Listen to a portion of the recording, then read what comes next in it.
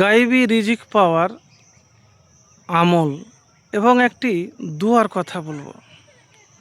এই দোয়া ইস্তেগফারের দোয়া নিয়মিত 100 বার পড়বেন। আর পরিশ্রম, মেহনত, ব্যবসা সততার সাথে আল্লাহর নাম নিয়ে করলে সারা জীবন কোটিপতি থাকবেন। এবারে আপনি বলবেন যে আপনি তো অনেক আমল বলেন, অনেক কিছু করেন। দেখেন, ব্যাপারটা আমি প্রথমে বলি যে দোয়া কার কবুল হবে আর কার কবুল হবে না এটা আমরা কেউ বলতে পারবো না। দোয়া কার কবুল হয় আর কার হবে না এটা আমরা কেউ বলতে পারবো না।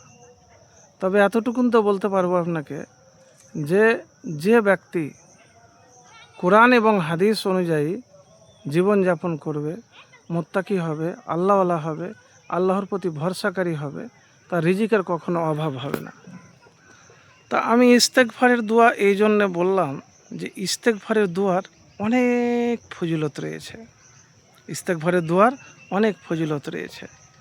তা আমি একটি হাদিস বলবো যে ইস্তেগফারের ফজিলত কী। ইস্তেগফারের ফজিলত সম্পর্কে প্রথমে আপনাকে বলবো। তো হাদিসটি বর্ণনাকারী হলো ইবনে আব্বাস।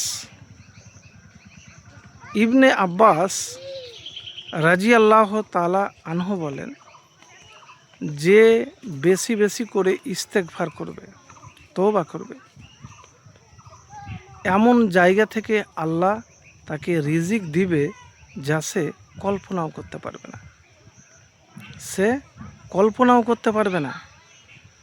তো এবার আমি যে বললাম, তো আমি বিনা দলিলে আপনাকে কথা বলিনি।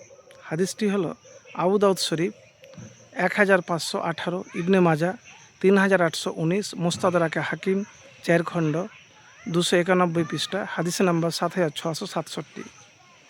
মানে অকল্পনীয় উৎস থেকে রিজিকের ব্যবস্থা করে দিবেন কে? আল্লাহ সুবহানাহু ওয়া তাআলা। যে ব্যক্তি লাগাতার তওবা ইস্তেগফার করবে। তো প্রিয় ভাই, এটা দুনিয়া, কেউ আপনাকে পথ তৈরি করে দিবে না, নিজের পথ আপনাকে তৈরি করে নিতে হবে।